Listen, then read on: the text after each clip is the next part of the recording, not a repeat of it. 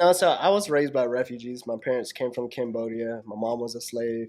My dad had to escape the country. I would say I think my dad had like a big part of it. Like say if like the whole genocide thing didn't happen, they're from Cambodia, so Yeah. if that didn't happen, I think my dad would probably be an entrepreneur. But when he came to have a life here, I see it more as like, oh, he's happy to have a family and stuff and like a regular job. But I remember growing up, my dad would like take me with him to like go fix air conditioners and stuff for like, some extra income. So that was probably instilled with me like since I was a child. Welcome, everybody, to the Till Death Stop Me podcast. Because the inevitable is one day we are going to die. Sounds pretty morbid, right? But you want to know what I think is even more depressing? Merely existing on this planet and not achieving, not going, not experiencing, not meeting, not having every single thing that I've ever wanted in this life. We have one shot to do this thing right. So we might as well experience every single thing we've ever wanted, have every single thing that we've ever wanted, build communities with long-lasting, meaningful relationships. Most importantly, achieve our ideal version of what success looks like to us. So that is why in this podcast, we're gonna be interviewing people that, even against all the odds, have been able to do that and are working constantly every single day to build their ideal lifestyle. So without further ado, thank you for tuning in, guys. Let's get into this episode.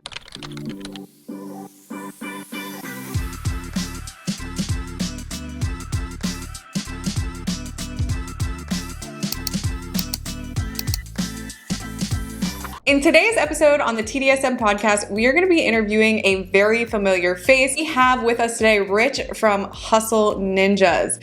Rich has been on his Amazon and Etsy journey for over 9 years. He has sold multiple 7 figures over that period of time, and he's really figured out and actually specializes in helping people how to transition from solopreneurship to actually becoming a CEO of your company. So I'm excited to share his journey with you guys today. If you are looking to get inspired, you're definitely going to want to stay until the end. So let's get into the episode. All right, guys, and without further ado, welcome Rich to the TDSM podcast today.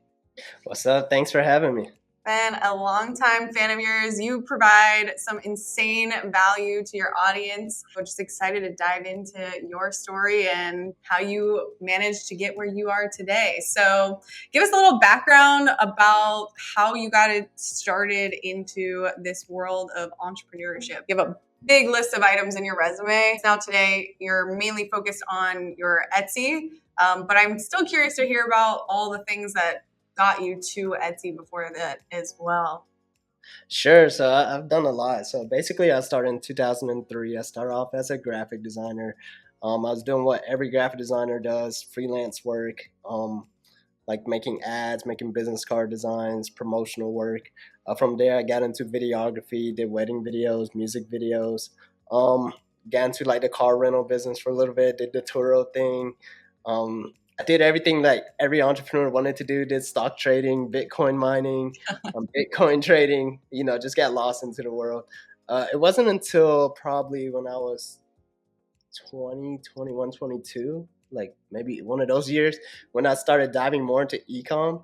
I always like flipped, I always resold things like on eBay and stuff, but it was Fiverr was the first thing where I was like, oh, I can make some kind of consistent income. I was selling graphic designs on there, but I was using flyer templates I already had. And at this time, you could only sell for $5. Like that's the original name of Fiverr. But at that time, that was probably my first like consistent flow of seeing something online. So, long time coming. Eventually, 2015, 2014, got into Etsy. And what did you start with on Etsy specifically? So originally, I started with stickers. I did vinyl decals. Like I was making at the time. It was real popular to do the monograms. So, like people wanted on the back window of their car or their shower doors. So I did that. I made a few listings. I sold probably like 3 or 4.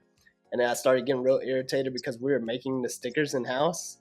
And anytime like the stickers touch each other, it gets stuck to each other. And we would have to like start all over. So I was so frustrated. So I actually ended up selling that vinyl cutter, the sticker maker. And then it wasn't until a few months later when I was like, let me get into t-shirts. And I didn't even know we could use that same vinyl cutter to make t-shirts. So I had to go buy one again. And then like my first month, it was July, August, and I was selling back to school t-shirts. And then I made $10,000 my first month. And I was like, oh, okay. So I think t-shirts might be better for me. And you were buying blank shirts. You weren't doing like print on like the Printify or anything. You were buying bulk blanks and printing, like obviously printing them yourself. Yeah, but see, I didn't even know anything about going to a wholesale distributor. I didn't know about like Alpha Broad or SS Activewear. I didn't know about any of these places. I was still going to my local Walmart, buying a Gildan t-shirt. And if I wish I still had pictures. I still have like a whole bunch of it laying around, but it's like I was literally going in Walmart looking for a Navy t-shirt because someone ordered a Navy t-shirt. If it wasn't there, I had to go Hobby Lobby or Michael's. And So then you were doing print on demand model without the inventory yet. You're still, but you have yeah. to quickly go and get it. How old were you at this time? Oh, so at this time, this was 2014. I was 24. It was actually 2015. I was 25. 25. And Yeah. that was how many years? Well, you said you started entrepreneurship when you were what, 13? Yeah, so it was a lot of years before I got into Etsy. I was 13 years old when I first like made my first $50.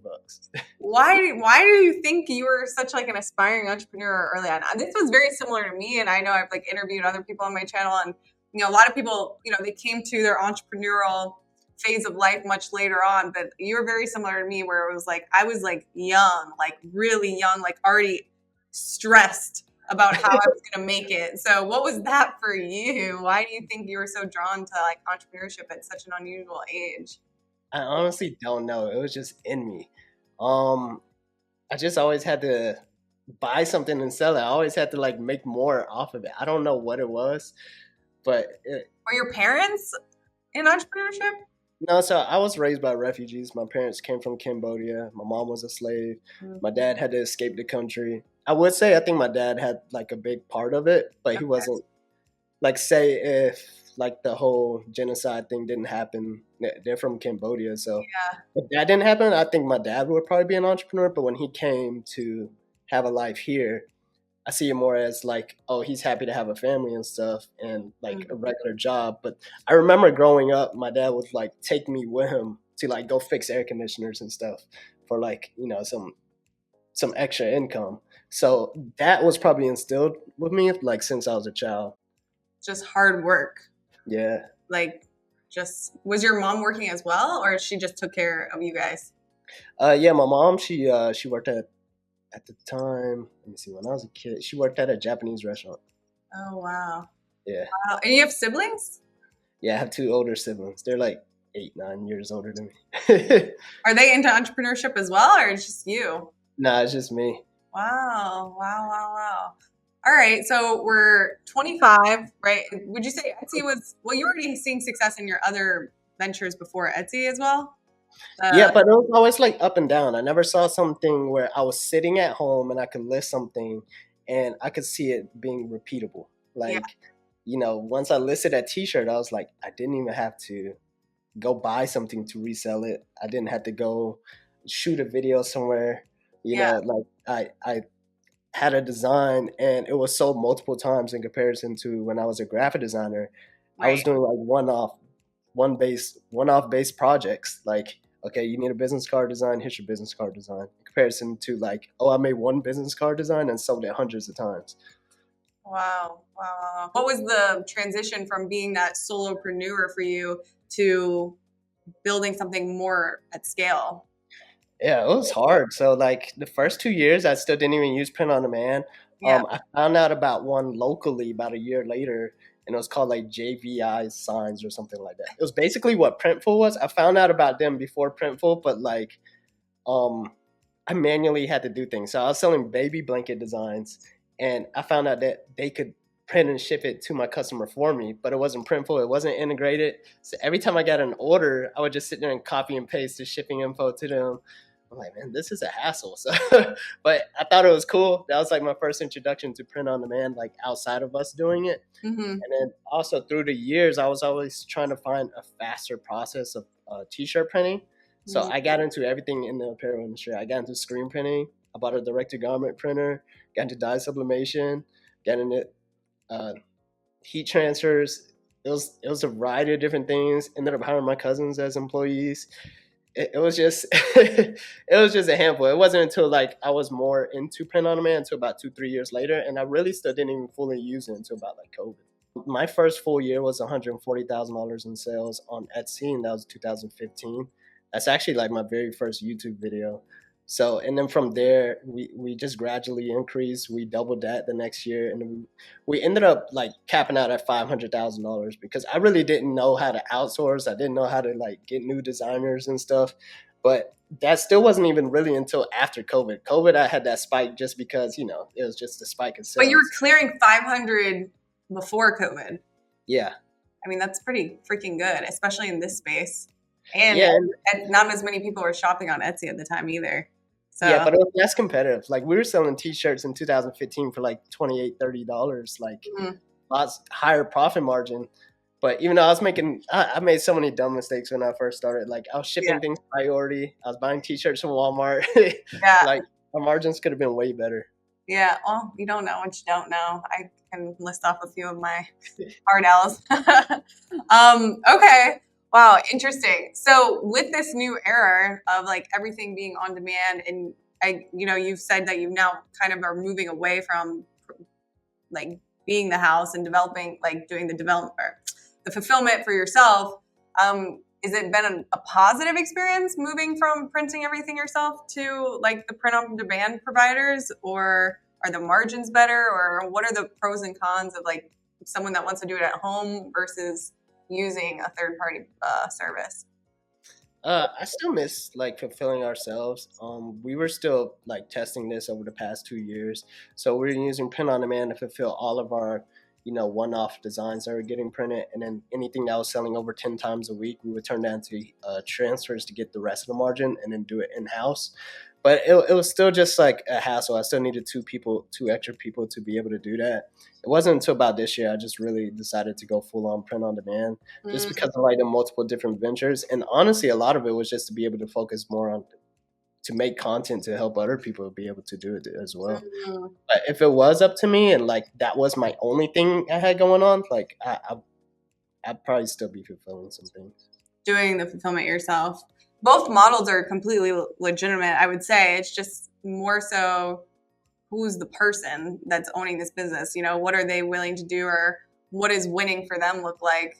I guess for each person that would be coming to the space, the guy that wants to do everything in-house versus someone that wants to completely outsource everything, what would be your best piece of advice for both type of business owners? Yeah, I mean, some people just like that control. Some people like the margin. We both have mutual friends in the space, and we have friends who go both ways. We have Yeah, people who have like a full on team, full on staff, like fulfilling themselves, and then we got people who just want to sit behind the computer. It's really about surveying yourself and seeing what you want to accomplish. And right. if that doesn't add to like the end goal of what you want to accomplish like 10 years from now, then it's probably won't be for you. But if you do want to have that like large print house where you're fulfilling yourself, then that might be something you want to do. Yeah, yeah, for sure. So just like having that hard conversation with yourself and understanding both models and the potential of both models. We're seeing, people crushing it with Printify and, My Designs, all these third-party platforms. Do you think that not being the house long term, this is just my personal question since I don't do POD, do you think long term that it's the price competitive stores that are taking everything in-house are just going to end up winning? Do you think that that could be a potential threat for the POD world? I see what you're saying. You know what I'm saying?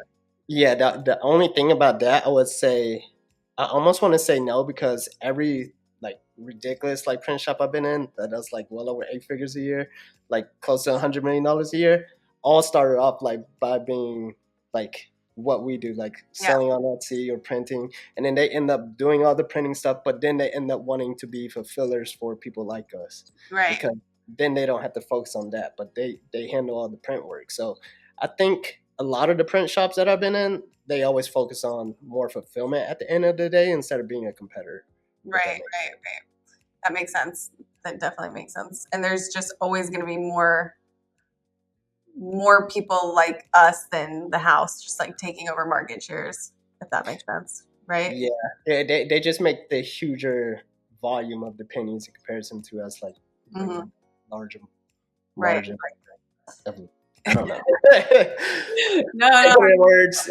What is your main thing now? Like, as far as teaching people how to get into the space now, are you teaching both verticals, like how to become the house and how to do print on demand, or what do you enjoy teaching or sharing about the most? Right now, my main thing is just teaching people how to go a step beyond in Etsy. Like, I really didn't learn all the automation stuff until like the past 2 years, and that's Okay. like one of those things that held me back from being like a full time entrepreneur. Of like owning the business of Etsy and putting the team in place, and I didn't even really start using Google spreadsheets until like the past few years. So, Mm. that's my whole thing is teaching people how to go from being a solopreneur in the space into like owning the business and having a team manage it for you. When did you realize that you were going to need a team, or when did you realize that, hey, like I can actually really scale if there was like more than just me happening? It wasn't until I got onto YouTube and I tried to be a teacher of the craft, and then I was watching everyone else. I'm like, oh man, I'm still a student. So I'm like watching everyone else and I'm learning, and I'm like, they say one of the best ways to be, um, the smart. I don't know the quote, but like, if you I want to get what be, you're saying. I get what you're saying. yeah, if you want to be smarter about things, like be a teacher, because like then you're constantly educating yourself to Mm. what to educate other people. But at the same time, I was like, oh, I should be doing this myself. Yeah, yeah, yeah. And so you started basically. What did you start doing first? You started offloading like SOP work that was just like time consuming within your own business, so you could have more free time for other stuff.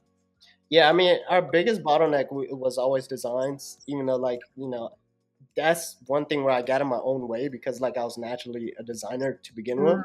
And that's probably like a lot of graphic designers' issue is they think they can design, but the thing is they can get burnt out really easy. They can't crank out like 10, 15 listings a day every single day. So like that was our biggest bottleneck, and we all know like just creating more listings at the end of the day helps out with like your viewership on Etsy. So that Mm. was one of the first things like I outsourced, and I was like, dang, I don't have to do this anymore. So that was one of the first. How did you find that person? How were you able to, did you have to go through multiple people or spend a lot of invest money in places and people that didn't work out before you landed that person?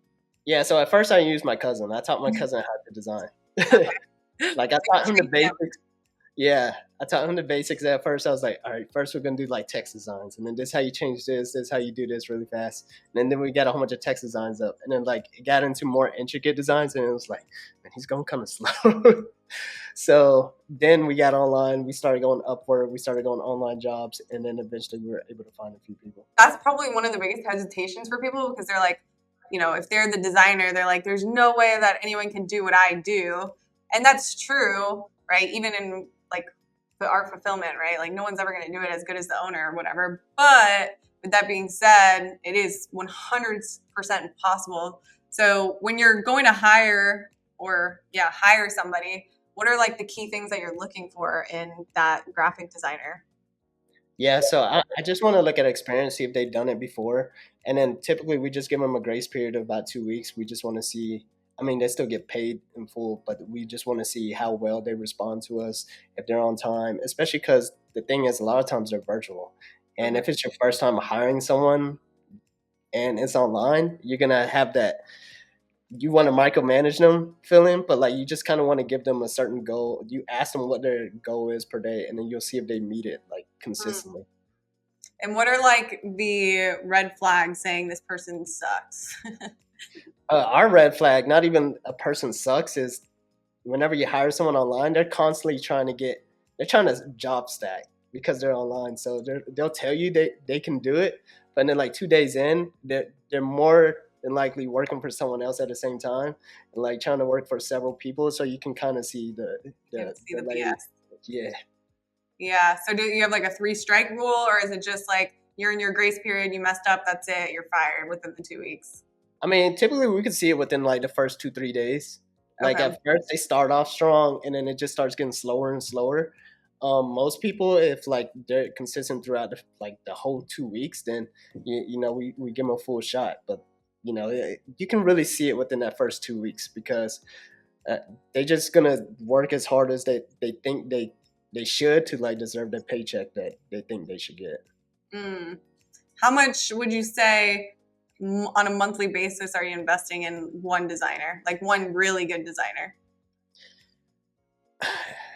So a lot of people are gonna be like, "Damn, how do you spend that low?" So a good designer, you probably spend like $600-700 a month. That's really good. Yeah, that's like a really good designer. But that designer probably is working other jobs at the same time, right? I mean, a designer like that, they should just be focused on your stuff. Oh, okay, okay. That's really, really good. And it's all like overseas people from Upwork or Yeah, Fiverr. my time is always gonna be overseas. So now are you guaranteeing that they're only working for your company? Or do you think they are taking on other jobs? There's no telling, but I can always like for me, I don't care if they take on other jobs if they reach their goal per day. Like if they're Right. giving me 10 good listings every single day, then cool, whatever. Go do And whatever. now with them fully integrated into your business, they're doing 10 a day I mean, 10 per designer is pretty reasonable. per day. Yeah. Oh wow. That's really, are you approving them? Like every single time that someone they give you a design, are you like they make it and then you have to approve, or that you're just letting them post it? I just let them post it for what I don't let them post it for. It can go to another VA, but Okay. you can let your other VA approve it, or for me, my cousin does it. He looks at it and approves it. Trains. Okay. Yeah. But all started with your training and guidance, obviously. Yeah. So what do you think the biggest objection or the biggest hurdle comes with hiring that person for your company? So I mean, not even myself. Like I've realized a lot of my students have this issue too. Okay. Is I can train someone to teach them how to get sales, but I realized it was hard for me to teach someone to have the right eye for design itself. Like your logo and behind you looks really good, but it's hard for me to explain to someone why it looks good. So that was the issue I had training people to hire designers. So I would just highly recommend, if you're new to design, you really got to train yourself on the basics, the typography, the colors, and like the layout, those things. So that's probably going to be your hardest thing when it comes to hiring a designer. That is so true. I literally just had like a 2-hour consult this morning, and I mean, it's not just today, but I've had a very similar experience with students where it's like, there's not much I can say other than like, you only get better at it by just doing it over and over and over and hating everything and hating everything. And then one day it just, you don't hate it as much by doing it over and over again. Would you agree? Oh yeah, absolutely. I agree. Some people, I get jealous. Some people it just comes naturally and they could just Yeah. like create something amazing like the first time. But I'm like, it still takes me a little bit of time, even though like I've been doing this forever.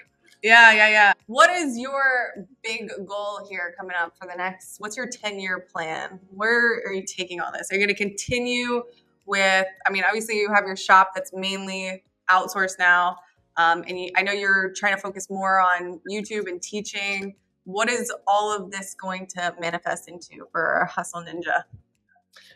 So for me, I've always like tried to, like I said, I got into like every business model in the apparel side. Yeah, I got into the B2B side, did a lot of printing. I did the Etsy thing. One thing I've never really like felt like I've truly accomplished was the clothing brand side. So, I would like to have a brand that grows really well. So we've been focusing on that. We've been outsourcing our manufacturing, but we're going to get more into wholesaling.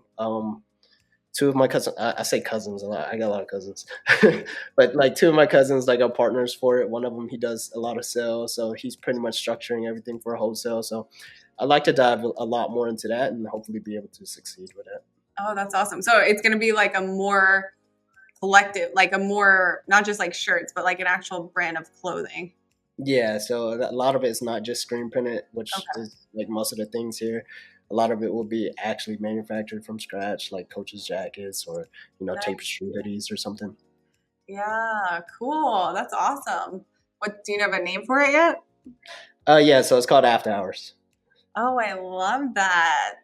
That's great. Wait, if you want to send me some Oh yeah, samples. I got you. Send me your address.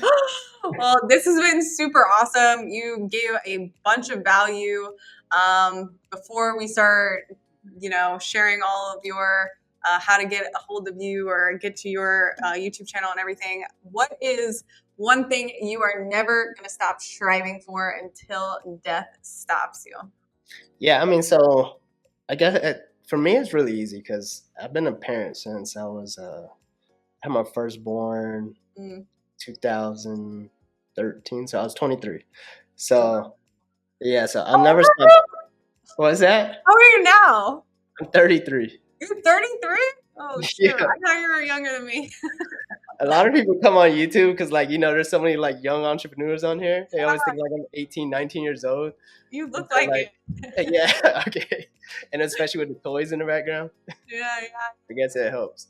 But yeah, I guess I'll never stop being a dad. And the thing about it is, so my oldest son, he has autism, he has special needs. So it's one of the reasons like why I work so hard and why I understand like finances help. Because like I have a reason why I pretty much accepted the fact that my son, I know he'll never be able to have some kind of job that would give him some type of financial stability, something that like pays him crazy, So I've realized my income has to live beyond just my life itself. I literally have to make my income live a whole nother lifespan. So, that's just one thing that probably never stopped me. wow, wow, wow, wow. Well, thank you, Rich. And guys, if you want to subscribe to his channel, I'm going to make sure I link that below. And he also has a free Etsy PDF or. Yeah, for sure. So, I mean, they can either go to my channel or Mhm. hopefully click it down below. Yeah, you will. Click it down below. Tell us more about the free guide that we have down below as well. Yeah, so if you don't know anything about Etsy by now, it's a 6-step guide to Etsy success. Pretty much getting you from the listing to the final product and teaching you even print on demand. Awesome. Well, thank you so much, Rich. And make sure you guys check out his channel and grab that free PDF for yourself. And we will see y'all in the next episode. Peace. Bye.